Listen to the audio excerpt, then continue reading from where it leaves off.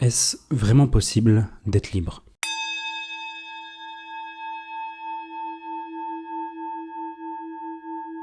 J'ai eu la chance d'être contraint à commencer ma vie assez jeune.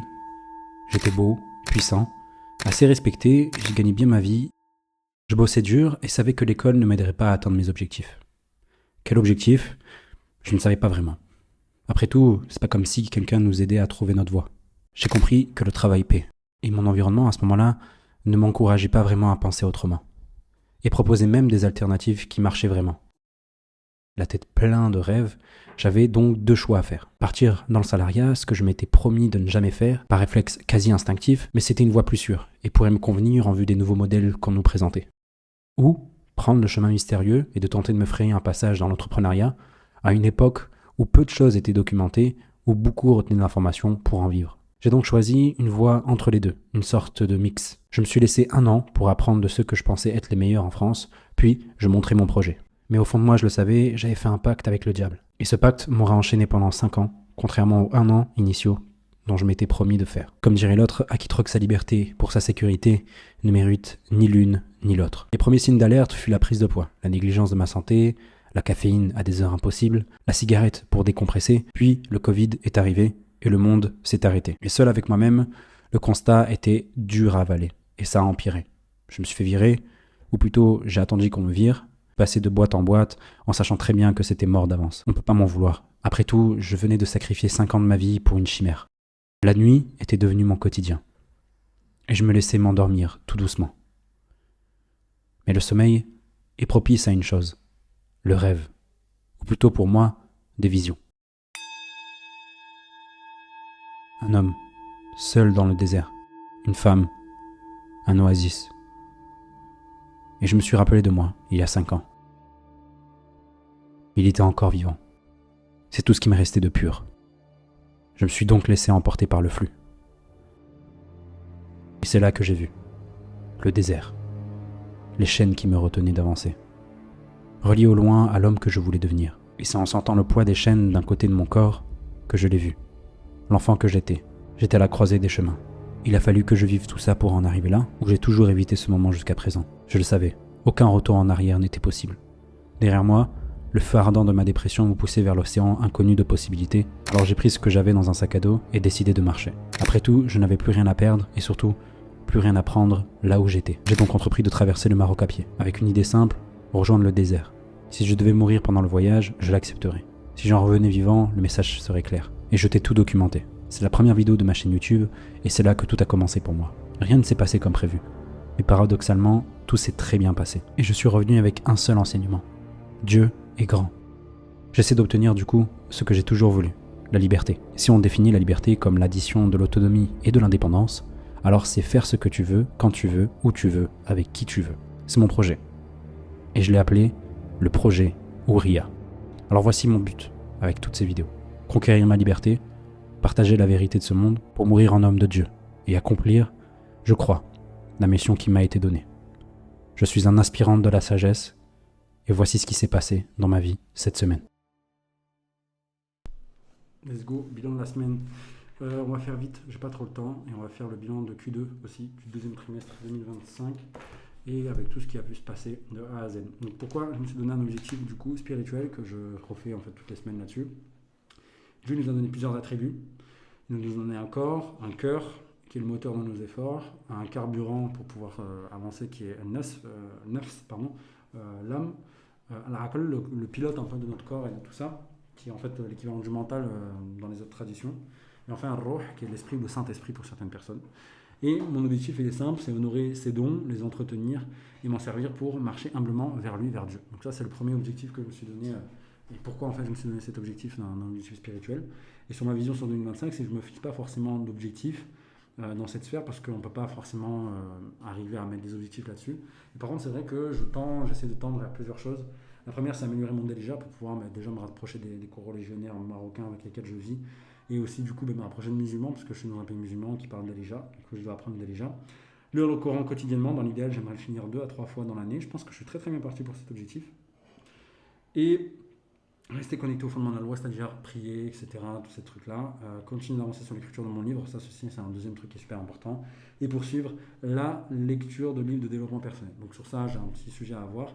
Et donc du coup, l'objectif que je me suis donné sur le trimestre, c'est de finir la lecture du Coran. Non, c'était... voilà, je ne peux pas revenir dessus, mais en gros, voilà, vous avez compris l'idée.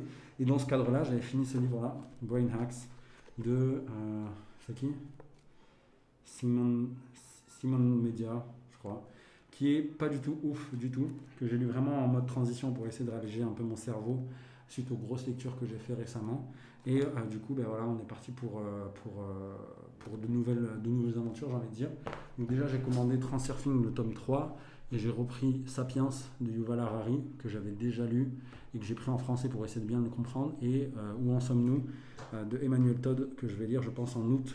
Donc là, super bien, en fait, ce qui va se passer pour moi dans les prochains mois. Ça me permettra d'avancer du coup sur la partie 2 du livre, que j'ai pas encore commencé, vu que j'ai terminé la partie 1. Enfin, les objectifs que j'aimerais me donner pour le mois de juillet 2025, c'est se lever pour Fajr à l'heure 26 fois, donc sur les 26 jours qui contient juillet, je sais qu'il n'y en a pas 26, mais en gros voilà, dans les 27 jours que je compte dans ce mois-ci, faire lire 1560 versets du Coran, faire 26 heures de Dalija, lire Transurfing tome 3, donc termine Transurfing tome 3 ce mois-ci, et faire 26 séances de visualisation. L'objectif de la semaine à venir, c'est prier du coup tous les jours à Fajr à l'heure, lire 210 versets du Coran, faire 7 heures de Dalija, et donc du coup faire tout ça tous les jours. Bref, vous l'aurez compris, c'est ça l'objectif que je me suis donné pour d'un point de vue spirituel. D'un point de vue corporel, donc mon corps, pourquoi du coup je me suis donné un objectif corporel? C'est tout simplement pour avoir un corps sain dans un esprit sain, faire honneur à Al-Jazad, ça me permet de bien me mouvoir dans cette dunya, être en bonne santé, être plus clair et serein. L'objectif que je me suis donné en 2025, c'était d'atteindre 10% de body fat, 85 de masse maigre avant la fin de Q2, donc on est enfin à Q2, et actuellement lors de ma pesée de dimanche, je suis à 18,6% de body fat, 85% de masse maigre.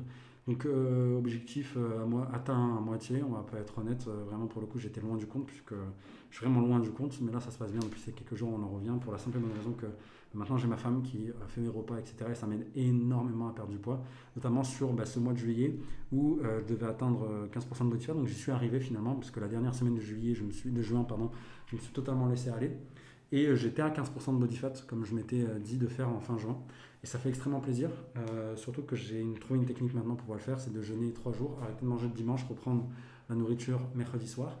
Et ça me permet en fait de perdre énormément de poids et surtout de ne pas m'affamer. Donc vous allez me dire, mais c'est bête, t'arrêtes de manger donc tu vas t'affamer. Mais non, en fait dans les journées où je mange beaucoup. Et j'aime beaucoup faire ça. Donc là, à ce moment-là, chaque déficit calorique qui soit en dessous de 2000 kilocalories, je vais switcher dans ce mode-là de jeûne. Parce que là, je suis à 2100 kilocalories aujourd'hui parce que mon objectif en juillet 2025, c'est d'atteindre 15% de body fat, 85% de masse maigre. Et donc, du coup, les objectifs pour la semaine prochaine, c'est 80% de qualité de sommeil, manger 2100 kilocalories, brûler 300 kilocalories par jour. Donc là, on est plutôt bien parti. Je ne vais pas rentrer dans les détails, on fera le bilan en fin de semaine. Et enfin, d'un point de vue financier, je pense que ça intéresse le plus mal de la plupart des gens.